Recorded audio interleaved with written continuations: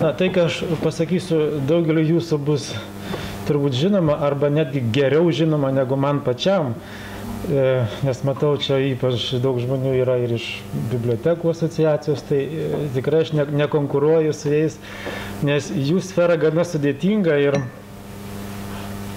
kartais net aš pats nesusigaudau, kas yra kas. Tačiau aš pabandysiu, turbūt netaip svarbu tos detalės, bet svarbu kokia ministerijos pozicija ir ką mes planuojame ateičiai.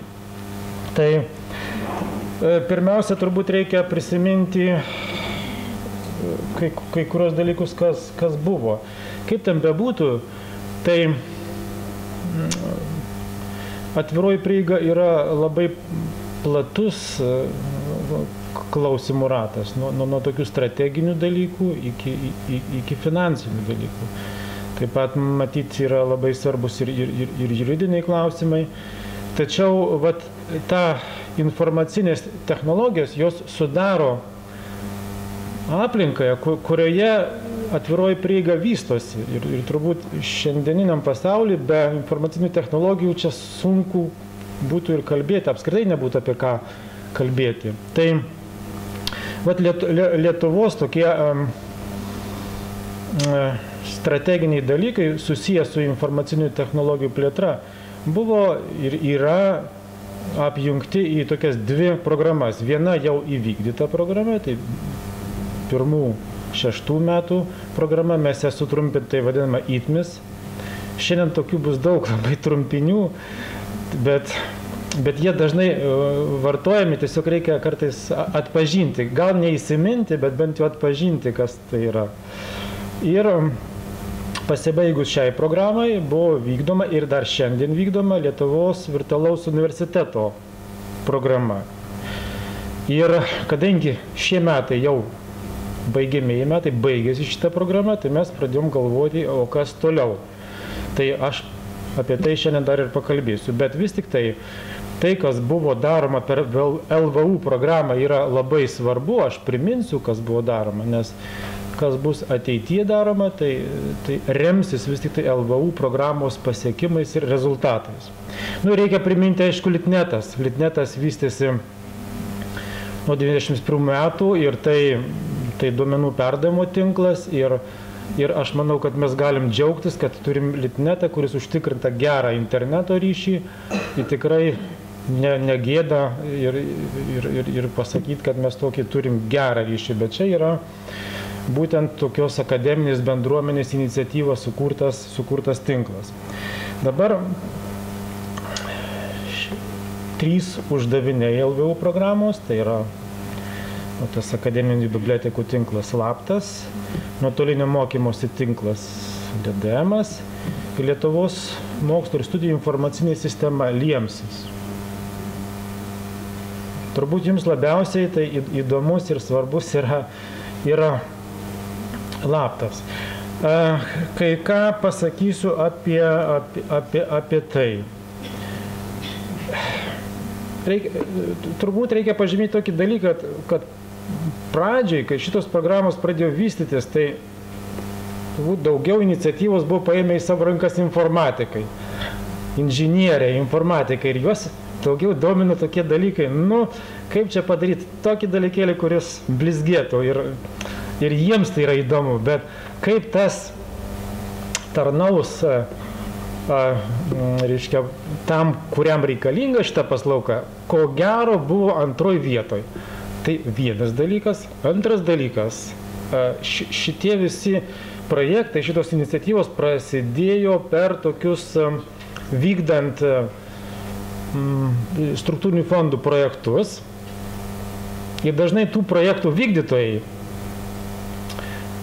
jie operuodavo gana nemažais pinigais, tuos pinigus valdydavo ir valdo tų projektų valdymo organai, vadinkime taip. Ir dažnai mes pamatėm, kad tai irgi yra blogybė. Nes tada vėlgi atsiduria tokiuose daugiau inžinerinių iniciatyvų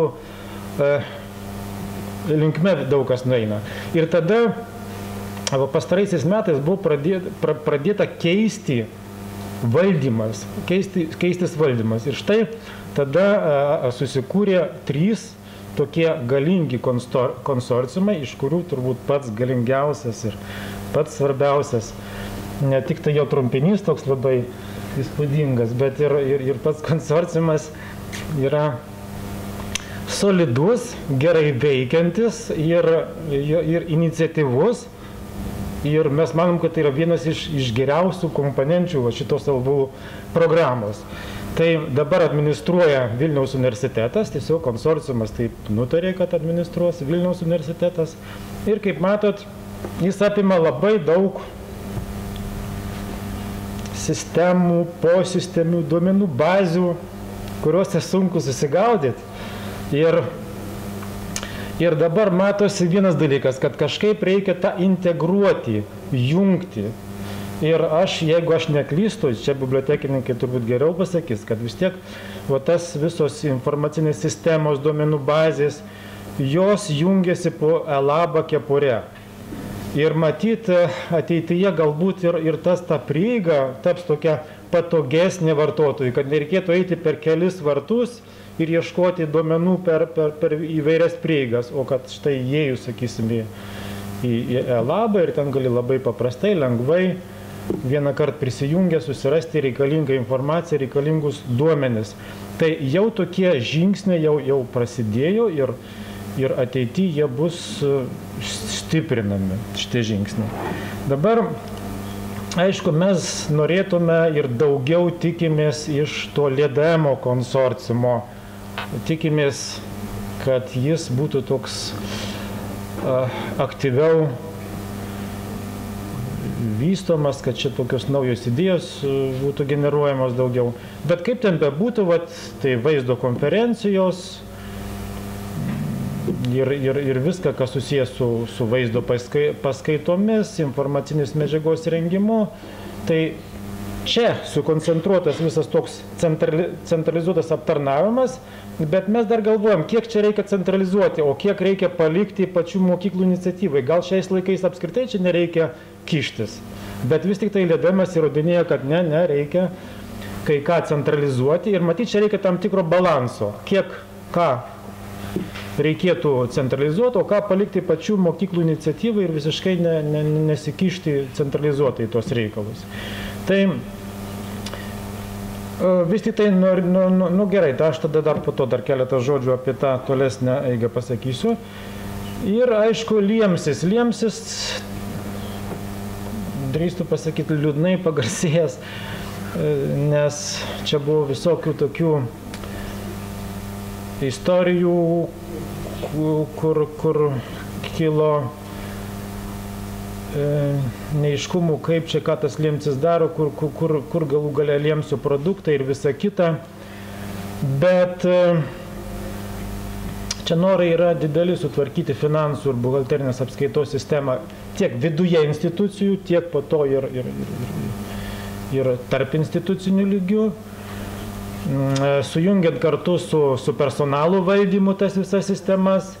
Ir kas labai svarbu, tai sujungti su studijų administravimo posisteme. Dabar studijų administravimo posistemės turi, ypač dideli universitetai, jie turi savo. Bet dauguma jų pripažįsta, kad tai, ką jie turi, yra nepakankamai aprašyta, nepakankamai įteisinta. Ir sakysim, jeigu šitie programuotojai, kurie sukūrė šitą sistemą, šiandien išeitų, kur nors dingtų iš akiračio, tai tada iškiltų labai daug problemų, nes niekas nežinotų, kaip ten jie savo galvelėse sugalvojo visą tai. Tai užtat daug kas norėtų pereiti prie tokių rimtų, solidžių, gerai aprašytų, teisiškai tinkamai įformintų sistemų ir matyt ateityje tai atsitiks. Dabar lyg tai jau artėjama prie to, kad studijų posisteme kolegijos įsidiegs, bet kartu ir KTU galvoja ir matyt ir daugiau atsiras institucijų, kurios tas posistemes realizuos. Tai čia, kaip matot, yra gana daug tokių sudėtingų dalykų ir šalia tų 3 pagrindinių uždavinių yra švietimo valdymo informacinė sistema. Anksčiau jį apėmė daugiau bendrąjį lavinimą, dabar integruojama į tai ir aukštasis mokslas. Prieš pernai pradėjo veikti studentų registras, dar jis neįsivažiavo iki tiek, kiek reikėtų, kad jis veiktų patikimai ir gerai veiktų, bet jau yra kuriamas ir pedagogų dėstytojų tyrėjų registras. Apie midas jūs girdėjote ir žinote tą dalyką, tai yra pradžia ir mes turbūt skirsime dėmesio ir iš ministerijos pusės. KVIS, tai čia toks trumpinys, kuris yra karjeros valdymo informacinė sistema, jis yra skirta šitą sistemą studentams. Yra praktikų informacinės sistemos, tai yra praktikų vietų paieška, administravimas ir panašus dalykai. Ir tų sistemų visas atsiranda daugiau ir jas reikia kažkaip tai valdyti, prižiūrėti, integruoti, sujungti į vieną visumą, kad jos viena su kita nesipjautų ir būtų tokia integralus kūrinys, kad gautųsi. Tai štai pasižiūrėjus į tą praktiką ir kilo poreikis padaryti ateinančiam periodui programą. Tai vienas dalykas, tai kodėl reikia kitos programos? Jos reikia todėl, kad visų pirma, reikia garantuoti testinumą tai, kas sukurta. Mokykloms prisijimti visą finansinę naštą dar yra, matyt, dar netėjo laikas. Licenzijos kainuoja, aptarnavimas kainuoja, viskas labai daug kainuoja. Tai dabar nueita tokiu keliu, kad tie konsorciumai, kurie šiuo metu yra 3, vienas bibliotekų konsorciumas, kitas nuotolinio mokymo konsorciumas ir 3 yra Toliemso konsorciumas, tos mokyklos, kurios nori įsijungia į konsorciumus ir tada jos finansuoja dalį, o kitą dalį jau finansuojama arba iš valstybės biudžeto lėšų, arba iš struktūrinių fondų lėšų. Bet tam, kam finansuoti, reikalingas tam tikras pagrindas. Tai, sakysim, ta naujoji sistema, tai būtų pagrindas finansavimo. Tai labai svarbu. Tai labai svarbu, kada prašoma pinigų iš biudžeto, tai labai svarbu, kada prašoma pinigų iš struktūrinių fondų. Todėl, tinkamai suprojektuota programa yra labai reikalinga. Ir galų gale mums patiems reikia žinoti, o ką mes norime padaryti, ką mes norime nuveikti. Tai šituo atveju jau konsorciumų vaidmuo labai svarbus, nes jie padiktuoja. Ne ministerija diktuoja tai, ką ten reikia padaryti, o konsorciumai pasako. Ministerija tik tai pasirūpina, gal reikia kažkokių tai teisinių priemonių, gal reikia paieškoti galimybių, kaip įtraukti į finansavimo programas tuos jūsų norus. Kaip padaryti, kad struktūrinių fondų pinigai ateitų čia. Čia jau mūsų užduotis yra, bet tą, ką norite padaryti, tai yra jūsų arba gal tiksliau tų konsorciumų klausimas. Tai dabar projektuojama nauja programa, kaip sakiau, kad tai yra pagrindinis klausimas užtikrinti testinumą, plėtrą ir integraciją. Tiek viduje integracija, tarp to, kas yra, tarp tų smulkių tokių atskirų duomenų bazių ir sistemų, tiek ir išorėje, nes išorinių, čia girdėjom labai daug dalykų, kiek yra išorėje visokių tokių projektų, programų ir visą kitą, reikia ir juos integruotis tinkamai. Tai čia tos programos vienas uždavinių irgi yra. Ir dabar numatoma, kas yra numatoma? Tai dar pasakysiu, kad tą programą kūrė ne tai, kad ministerija kūrė, ją kūrė atstovai iš įvairių suinteresuotų institucijų. Tai yra universitetų, kolegijų, ministerijai pavaldžių institucijų, kurie tiesiog šitas klausimais rūpinasi. Tai čia jų ir suprojektuoti tokie uždaviniai ir aš manau, kad į politinių lygių jie bus patvirtinti. Šita politinė jėga, kuri dabar yra, tai jį remia tos klausimus. Tikiuosi, kad ateis greitai nauji politikai, jie peržiūrės ir irgi gal kažką pakoregavę truputį irgi parems. Ir mes tada turėsim solidžią programą ateičiai. Tai Alaba plėtojimas atvirai prieigai realizuoti. Tai čia pačių, sakysime, to konsorciumo, galbūt ne konsorciumo dar, aš žinau, kad konsorciumas 31 dieną susirenka ir matyt, va šitą programą svarstys, gal dar teiks siūlymų kokių nors. Aš ir čia agituoju, kad labai reikia į tą žiūrėti atsakingai, nes kaip jau minėjau, tai bus pagrindas ateičiai, ypač prašant tikintis pinigų. Tai vat konsorciumai svarstys, jūs, kai kurie čia esant konsorciumų nariai, tai labai aktyviai dalyvautų. Tai vat tokia viena kryptis yra numatoma, po to yra, čia irgi ne ministerijos sugalvotas dalykas, čia yra sugalvotas tų žmonių, kurie užsiima, labas ir midas integracija. Turbūt tai natūraliai toks kyla klausimas. Čia, žinoma, dar yra labai daug problemų. Tai yra pradžia, mydas dar tik yra pradžia. Ten reikia viduj mydus išspręsti, matyti labai daug klausimų, o po to jau galvoti apie integraciją. Bet tokia kryptis yra užsiduota.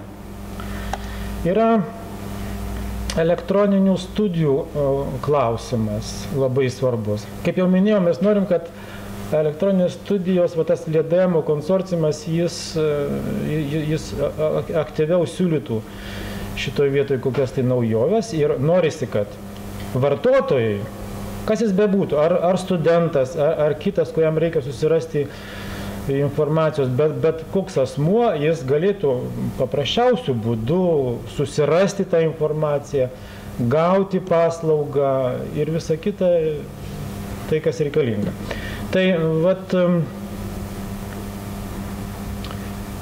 nesikišant į aukštųjų mokyklų klausimus, bet čia norima pabandyti tą padaryti, tas visas elektroninio mokymosi paslaugas patogias vartotojai. Iš tų pozicijų bus žiūrima į tos programos vystymą. Ir žinoma, valdymo klausimai, aš jau turbūt detaliai čia neminėsiu, bet čia yra daugiau klausimų, kurie susiję su valdymo sistemos, registrų plėtra, įvairių kitų komponenčių integravimu.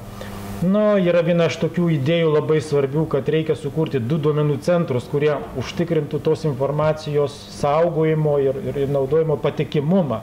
Sakysim, kad vienas būtų Vilniuje centras, kitas Kaune, jie vienas kitą reikalą esant dubliuotų, kad ta techninė įranga tokių 2 centruose esantį užtikrintų nepertraukiamą ir tokį patikimą šitų visų sistemų veikimą. Tai maždaug tokie yra mūsų norai ir kartu ir jūsų norai. Tai dėkui už dėmesį.